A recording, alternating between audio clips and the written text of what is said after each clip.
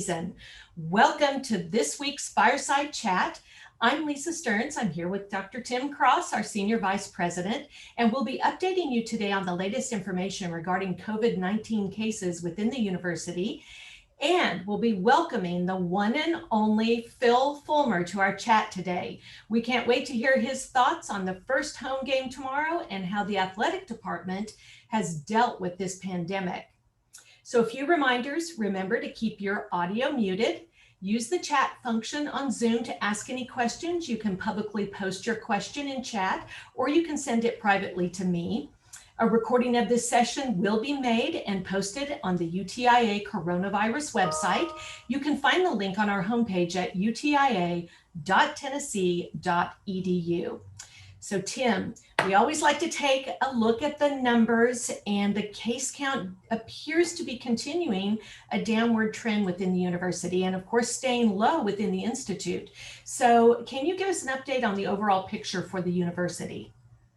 Well, thanks for kicking us off once again, Lisa, and glad to give a quick overview. I know everybody's most excited about hearing about COVID data, but I suspect there's a few looking forward to Coach Fulmer's remarks too. So we'll get through the necessary and important topics related to COVID, and then we'll get on to having a great conversation with the coach as well. I thought just to change things up a little bit and hopefully to make things even more visual, this week I'd share some of our data visually. And so if you'll bear with me just a moment, I'm going to pull up a slideshow with just a few slides, hopefully make it a little easier. Oops, that doesn't look very good to me. That doesn't look good at all, in fact. Let me try something new here. Well, that's not even my screen, I don't think. Let me try one more time.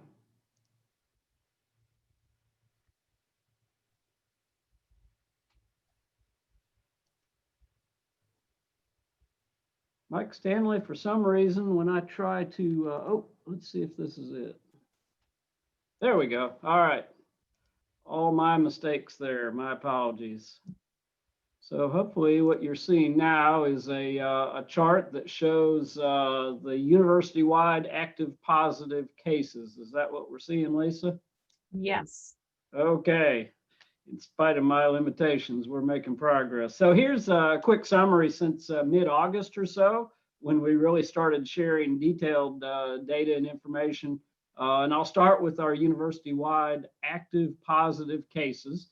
And this shows our student cases in blue. And then the smaller orange bars on the top represent our employees, both faculty and staff. And as you can see, mid-August, we were fairly low. As we opened up the university and students came back, clearly there was an increase in positive cases, both among students and a slight increase among faculty and staff as well. And then as you get over to today, looking at October 2nd, you can see we currently have 3 employees total that are active positive cases and 87 students as active positive cases. So the numbers have it appears in this chart, at least to this point in time, peaked in mid-September following the reopening and welcoming back probably of our students, and then they've certainly declined since then. Also, we've been sharing information about isolations and quarantines, and this shows basically the same story for that same time period from mid-August through today. And as you can see, today we've got 275 students in isolation and a total of 46 faculty and staff in isolation as well. And those numbers are very much reduced from mid-September too. So very positive trends there, and that represents the total university numbers. For the Institute of Agriculture, again, it's a similar story, just slightly different, but probably for the most part, due to such small numbers, the trends here aren't probably very relevant. What you basically see is that we've had a very low number of cases throughout this period of time from August through October. And we currently have 2 employees that are positive at this point in time. So very small numbers. We're basically down to where we were back in the spring of this year. So that's great news from my perspective. And again, the same story on self-isolations as well. And as of today, we have 9 employees in the Institute that are isolated due to either being positive or because they've been in direct contact or because they have symptoms. So very good progress, I think, getting through these challenging times the last several weeks. And as far as the university goes and as far as the Institute goes, very positive news. The news nationally is not so positive, and all of you, again, are probably inundated with more of this information than you need. I thought this one graph probably sums it up as well as any to me, and it shows the number of active cases identified on a daily basis, and then the red line in this chart represents the 7-day average for the number of new cases. And in this chart, you can see we had a peak in mid-July. We declined fairly steadily from then until mid-September, but a little bit troubling is that since mid-September, we're now back on an upward trajectory. That's something that I know we're all concerned about. We're all, I think, getting in tune with. I believe we know, based on our university experience, if we have a high number of individuals that are compliant with doing the right things, social distancing, hand washing, face mask wearing, and so forth, we could change that across the country. But at this point, that's the way the trend looks at this time. And similar story for this state of Tennessee as well. And this is a slightly different chart, but from the state tracking service, it shows the individual points on a daily basis fluctuating up and down, and this smooth line shows a projection based on the past 7 days. So it also shows a slight positive trend since certainly since mid-September and almost back to early September. But the good news here is that while it is a slightly positive trend, we're still in that 1,200 to 1,400, 1,500 cases per day. And that is still lower than the peak that we saw back in mid-July. So as a state and as a country, we've still got challenges. We all need to remain attentive to doing the right things, but it does appear as though, particularly on campus and across our institute statewide, we're doing quite well and everyone's staying healthy. With all that in mind, we have seen that the travel restrictions for out-of-state travel have really been eliminated, if you will. So at this point, out-of-state travel is being handled just as out-of-state travel has always been handled. But a couple of, just reminders there. First of all, out-of-state travel requires approval in advance. And I know sometimes we get a little lax about that, but I think it's more important than ever to be sure anyone that's contemplating out-of-state travel submit their request for travel approval in advance. Let's be sure we all know what we're doing. Be sure your supervisor is aware and supportive. And then secondly, remember our guidance about returning from travel. While we're not restricting you from traveling, we do want you to be careful upon your return, because we want to make sure not only that you stay healthy, but that your coworkers and those that you serve, students and others, stay healthy as well. So our guidance still says if you're going out of state, when you return, have a conversation with your supervisor and decide if there may be a necessity for isolation period after returning from out-of-state travel. Otherwise, our guidance remains as it has been, and it's updated and available on our UTIA coronavirus website. So that's a quick snapshot of where we're at this week, Lisa. So there is one question from the audience that I think we'll go ahead and tackle, no pun intended, but before we move on, and that is this person has heard that case counts among our students are falling because students are not getting tested. And do you have any thoughts on that? I do have thoughts. I don't have data. My thoughts are, if that's true, it's horrible. We need to all do the right things, and that includes our students. I've heard conversations about that.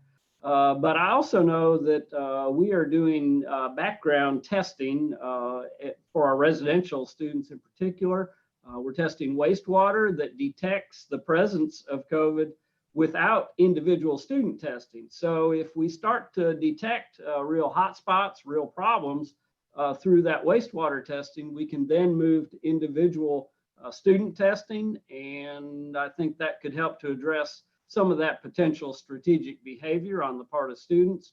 For off-campus students, that's a little harder to deal with. I'd also note, though, that if off-campus students are living off campus and enrolled in primarily online courses, the opportunities for interaction among our campus community are quite limited then. So I think there's probably some possibilities of some of that bad behavior, strategic behavior in particular. But I also think we're seeing no increases among our employees, faculty, and staff. And therefore, I still feel like we've got an extremely safe and extremely well-managed workplace, both on campus and across the state. And I think we can continue to do our job very, very well and without fear. Well, thanks, Tim, for that overview. And you're right, it does look much more positive, although, as you said, we do all need to remain diligent in taking care of ourselves and others too. So, well, we are really excited today about our special guest who really needs no introduction, but I'm going to ask you to give one anyway. Well, thanks. And it's a real pleasure and an honor to welcome Vice Chancellor and Director of Athletics, Philip Fulmer, to our group today. Coach Fulmer has a really rich history and background with the University of Tennessee. He was a student and a player. He's been on the coaching staff and a head coach, and now the Director of Athletics. And I get to see him regularly as a member of Chancellor Plowman's cabinet. Based on those interactions, I know he's got a real heart for students. He's got a passion for education, for helping to develop young people. He happens to know a thing or two about football also. So, I really am so pleased to thank Coach Fulmer for taking a few minutes here this afternoon. We got our first home game tomorrow. Coach, thanks for being with us.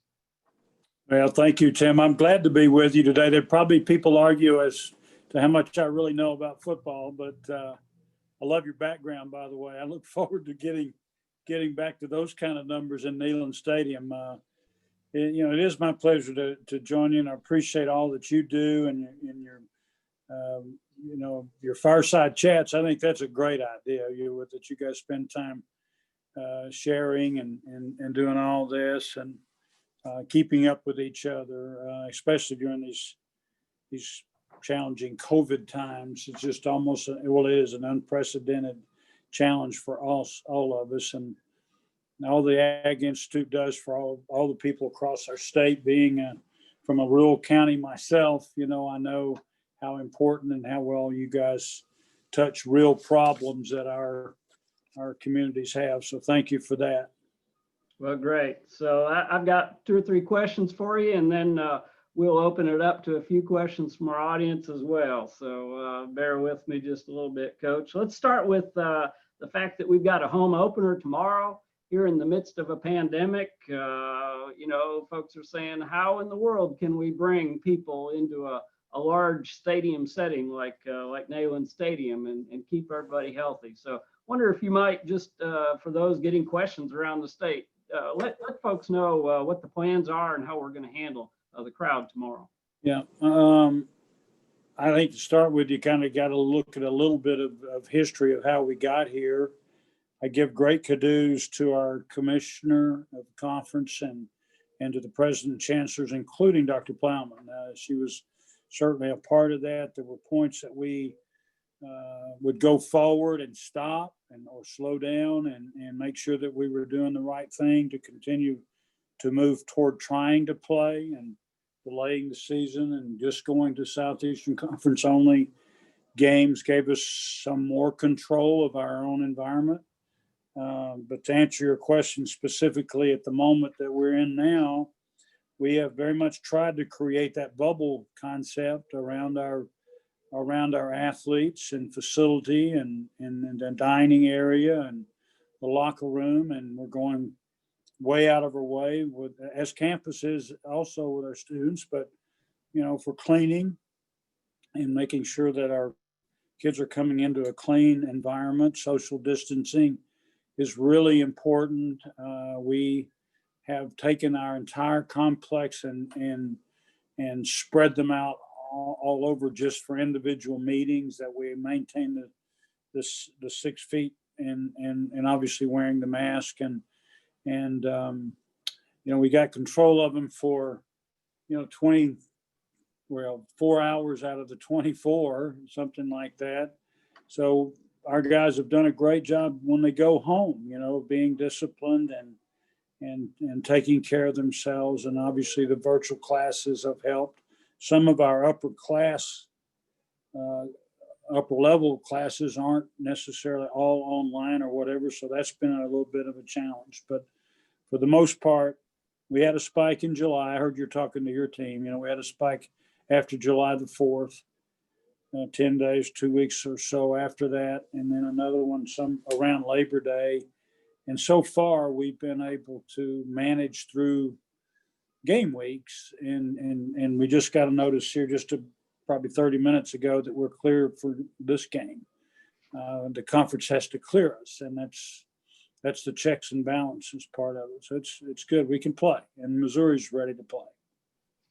That's great. Well, we realize there can't be real private information shared about any individual members of the team, but in general, it appears that the numbers of positive cases have been quite low throughout the student athletes since they've been back on campus and training and practicing.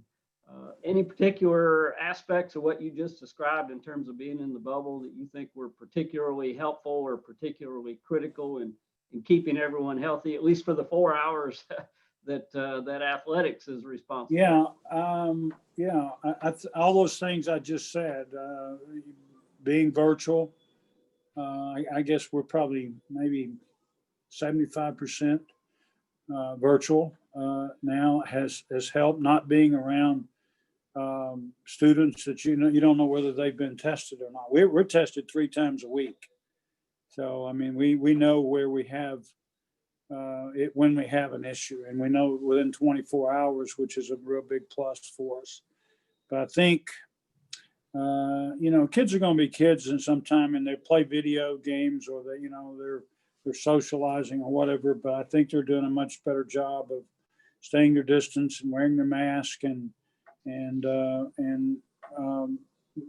being conscious of who they're around. It has to be that, because our numbers since we started playing have really gone down. So good. And how about the fans? Some of the folks online here may be coming to the game tomorrow. What practices do we have that they need to be prepared for? I hope there's some coming to the games, or at least keeping up with us. Many of the same processes. We'll have control of who or how fast we enter, how fast we leave the stadium, so that we're not gathering at gates or in narrow hallways or any hallways that we can. So the exiting there, the seating processes, you're either with family or friends that all about, but then you're still 6 feet away from the next group of people. So that's important. Concessions, everything's packaged, it's prepackaged, and not like you're going to go and get the old game day hot dog. It's not going to happen. So we've cleaned before and after the games. We'll clean before and have cleaned, and we'll clean again, and we'll clean after the games going through there. And we're only at 25% capacity, which it creates a whole nother number of problems, but that's keeping our fans and our players safe. Limited tailgating, just I'm trying to think off the top of my head. We don't have the band on the field. The band won't march. We won't have the ball walk. All of the traditions that we that we think are so important to us. Cheerleaders on the field will not happen. They'll be in the stands. So actually no visitors on the field. So that we're trying to keep that distance from the players and the coaches. And even to the point of the parents' meetings after the game will be away from campus, away from the stadium and outside. Now, what they do from there, we can't tell a parent not to take their child to dinner or something, but what we can control, we've controlled. Sounds great. Well, I'm confident with all the plans in place. It will be a good experience for our fans, good experience for the players, and everyone will go home just as healthy as they arrive.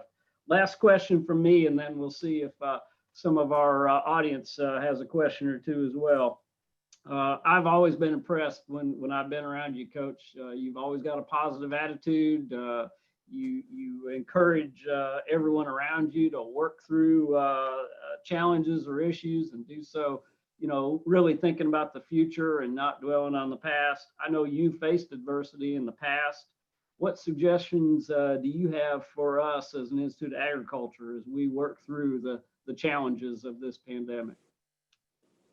Yeah, I think by nature I am a positive person, and I can, I mean, not that you don't have days that are tough, or even periods in your life that are tough, but I've always looked at challenges as opportunities, and it depends on, most of the time it's the attitude that you take toward, meeting those. When I left UT, back in 08, I mean, I was at a place in life, that I felt like I had some more good years and coaching and those kinds of things, and looked around a lot. And then I realized, gosh, I have these beautiful grandchildren that I really hadn't spent all the time I'd like to. And I took, 7 or 8 years there, and I was the Little League baseball coach and flag football coach, and spent just great time that I just had never had, even with my own children. Not that I had a super relationship and everything with my children, but my grandchildren, I've been able to spend more time. Now back into this job, I'm kind of back on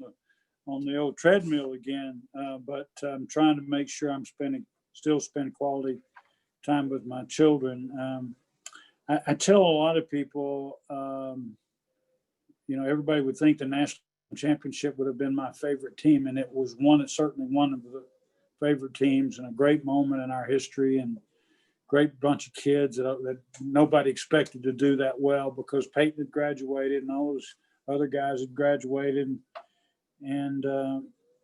but those weren't my favorite teams. My favorite team was '94, and we lost our quarterback in the first game at UCLA, and Jerry Colquitt. And, we had to play Todd Helton. Todd was a backup quarterback, but he was really a baseball player. And, and he did a great job for us, but then he gets nicked, and we're playing 2 freshmen, Peyton being one of them. And we started the season 1-3. And I tell everybody, you do not want to be the head coach at Tennessee and be 1-3. It's no fun. But that team overcame that, and we ended up winning 8 games in the bowl game, concluding the bowl game. And out of those ashes, I tell everybody at 1-3 that team pulling with us all together is my favorite team, because after that we learned how to win, and we were 45-5 after that, with that same group of kids kind of leading the way. So challenges we have, this COVID thing that we have, or personal things that we have in our life, if we got the right kind of foundation, we can work through positive. Great. Thanks, Coach. Well, really, again, appreciate you being with us. Lisa, what questions have we got for Coach Fulmer this afternoon? Well, thanks, Coach, for being here. And we do have a couple of questions. One is, this truly is an unprecedented time, as we all know. So you were talking about the teams. What is the morale of the current team, and how are they dealing with this? Yeah, Lisa, they're like everybody else. They're just kids, and they have challenges at home, with family members. Maybe they've lost an uncle or a dad, even in one case, or a family member somewhere distant, so they're worried. They're very trusting, and that we're trying to do the right things for them. And we take that very seriously, from how well we can bubble them and protect them. And are they better off here than they are in some of the environments that they come from? Oftentimes the answer to that question is yes. But Coach Pruitt does a really great job of hugging on them, and has that relationship with them. And I think our culture here in the athletic department has gotten the same. We're all a big family, and not everything's going to be perfect every day, but we're trying to do the best for each other. And it's culminated in our athletes, I think, feeling that. And we're here to get an education and have a great experience and grow as young men and women, and to compete for championships while we're here. So that's kind of our 4 pillars are communication, trust. Communication meaning let's don't surprise each other. Trust is earned and not given. Warmth, that we care about each other and we don't mind saying it. And the last, and this could be first, is intensity. That we go about our day every day to be the best that we can be. And if we do those things, we got a chance to be successful in all phases of our lives. So adding to that, and I'm sure you don't want to make any predictions, but someone has asked, how do you feel about this year's team and their chances for success this season? Yeah, I think we've made really good progress. This would be Coach Pruitt's 3rd year, and we don't physically look like the same team that we inherited when we came here. No slam on anybody before us, but we have worked really hard to, in the weight room and in the strength and conditioning area to get bigger, stronger, faster, tougher, smarter guys, in the football program, and it's showing better. We're not yet quite where we need to be, to maybe play in the national championship, but that's our goal. That's our goal shortly. So that doesn't mean we can't. I mean, nobody thought we would in '98 either, right? So this team is. We didn't play great at South Carolina, but we played really, really hard. And if you work really, really hard and you've got talent, you continue to listen and learn, because we're very young still in a lot of spots, then you got a chance. And just playing SEC games is a real challenge. Physically, emotionally, to get up every weekend to that level of play, it's hard. That's why you have other teams sometimes sprinkled in there, give your guys a chance to catch their breath, and also some younger guys to play. So that's a long answer to your question. I think we got a great opportunity to have a really, really fine season. I couldn't even pretend to put a number on it. And I'd hate to be a coach right now, because Sunday you test, Tuesday you test, Thursday you test, and you don't have any control over that. It's not like it's an injury or, some kid misbehaving or something. I mean, this is a pandemic, and so far so good with that, but it's challenging, certainly trying to build depth all the time. I mean, he's got to worry about who the roommate is, and not just him, but our volleyball and our soccer teams are participating as well. They got the same issues. What are they doing those other 20 hours if they're not here, right? Well, I know there are a lot of fans on with us today, and are wishing the best to the team and to everyone. What kinds of skills are the team and coaches developing from dealing with the pandemic that you think will benefit them down the road? Yeah, there's a real uncertainty around all of this, that I think all of us have. You worry about what restaurants you go to, or who you shake hands with, or it's just lots of uncertainty, and this can be divisive, in some way, or it can bring you together. I think it's brought a lot of us in this building together. And I think it's brought a lot of our teams together because the coaches have handled it so well, and that family atmosphere that's there. Now, they have the choice to opt out. We've had very few that chose to do that without losing their scholarship aid or eligibility. But very few have chosen to do that. They want to compete. I was over visiting the ladies swimming and diving team yesterday, and my daughters both participated here. One in softball, one was a diver. And the culture that's around those teams is just, you'd be very proud to have your son or daughter involved with those. And that oftentimes goes unnoticed about what an experience. This is our fraternity or our, they're all from all over the country, but we're all, or sorority, we're all in this together. So I think that's been a real healthy part of they'll take the rest of their life with them. One thing I've noted, Coach, has been the real active involvement and leadership that the student athletes have shown with regard to social justice. And I have to think some of what you just mentioned, coming together, supporting one another, I think that's really led to them really becoming leaders in this movement too. So I think that's but not in a divisive way, in a come together way. We're educators, right? All of us are, and that's we want them to have their own thoughts. And I was here in the 60s, so it's not exactly new to me, right?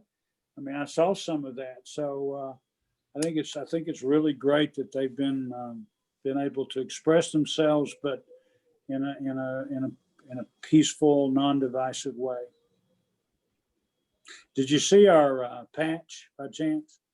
No, it's a special patch for each game this year. No, it's a patch for the season. One was Coach Major's patch. It was just honoring him, but because he passed away. But it was a torch with a black arm and a white arm. It's the Tennessee torch, both holding up. That's we're coming together to, and UT's part of our life.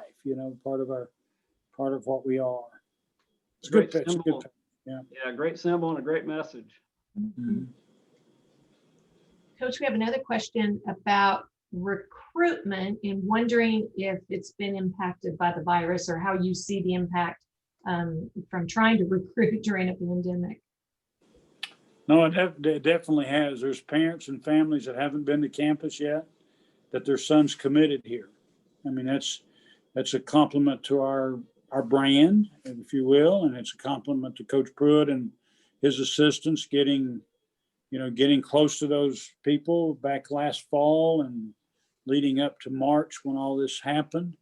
A lot of them have been here, but a lot of high schools aren't even playing this fall around the country. So it's, excuse the term, it's a little bit more of a crapshoot, right now than it has been in some ways. Good, Lisa. We have one more question, maybe, and I know this is a busy weekend for Tennessee athletics, so we don't want to take up too much coach's time. But maybe I do see one about Smokey in there. Oh, you stole my thunder, but well, I'll let you ask. But one before that one, and that is somebody's looking a little ahead, and they would like to know if you have any news about how basketball will be impacted. Yeah, basketball is it's right around the corner, and I think they've all agreed they'll start a little bit later, not play as many non-conference games. I think the testing protocols are going to have to be followed by anybody that we play. Obviously, in the conference, as I mentioned, it's 3 days a week, 3 times. Most schools can't do that, can't afford to do that. So it'll come out of their guarantee or come out of some way. I don't know exactly how we'll pay for it, but that's important that we keep our kids competing against other people that don't have COVID. stadium. It's indoors. And we haven't gotten any, the health department kind of controls that, what the attendance would be like. So I don't know. I might be hopeful for 25%.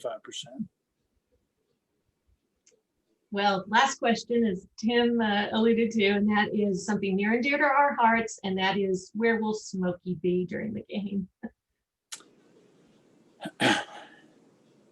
You know, you got me. I'm not, it won't be on the field. Gotcha. Because you'd have to have a trainer with him, and that, I would imagine it'll be there in the stands with the cheerleaders. Great.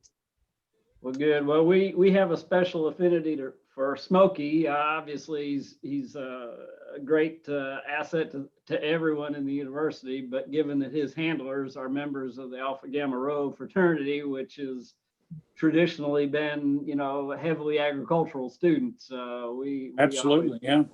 always I run into Smokey handlers all the time. Where was I just the other day somewhere, and this guy walked up and said, "Hey, I managed Smokey while you were the coach." And I said, "Man, it was great, great time, man." So one of the most recognized mascots in the country.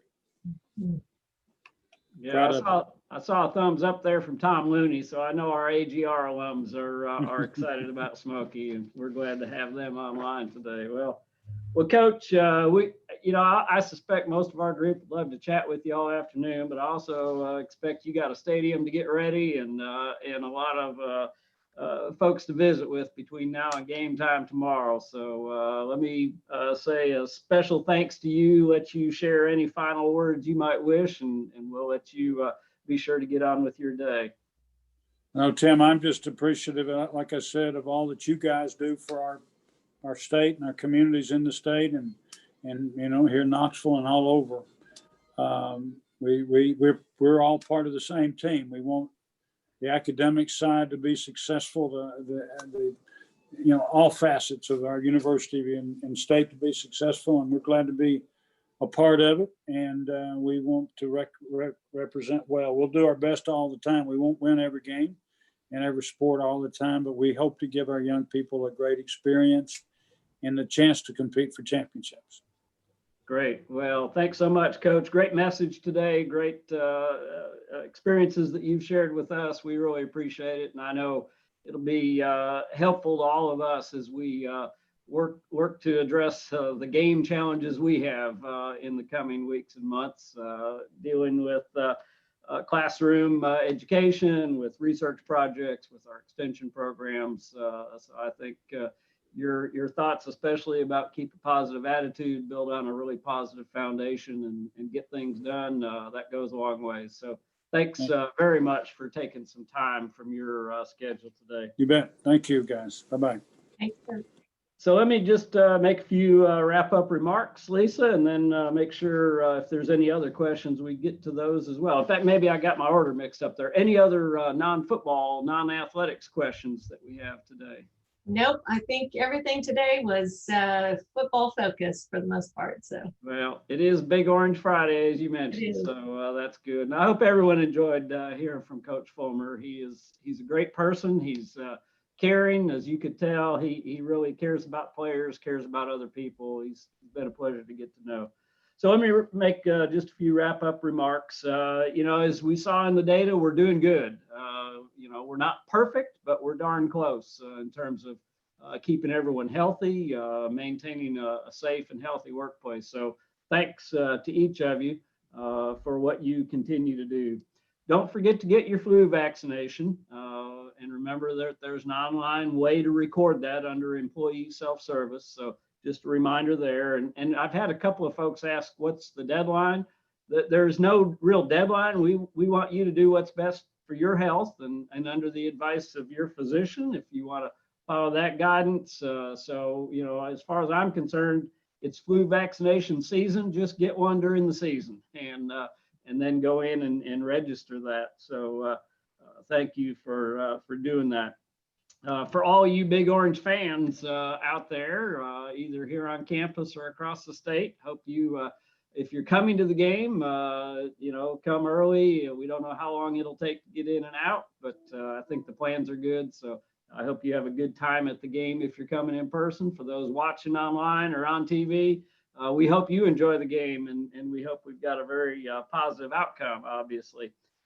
Please also remember that after we sign off here in about 15 minutes, you have an opportunity to participate in Dr. Dwight Loveday's virtual retirement. So I promised to put in a good plug for that. We all know Dr. Loveday has been committed for many years to serving the University of Tennessee Extension in particular, as well as doing 4-H and food science programs. Mike Stanley has just put the link to that retirement celebration in the chat box. So if you don't have it, there it is. You can grab it, copy it, or click on it and participate in that. So with that, I want to thank everyone for joining us this week. Appreciate what you do and hope each of you have a really nice weekend as well. Thanks, Tim, and thanks everyone. Have a great weekend and go Vols.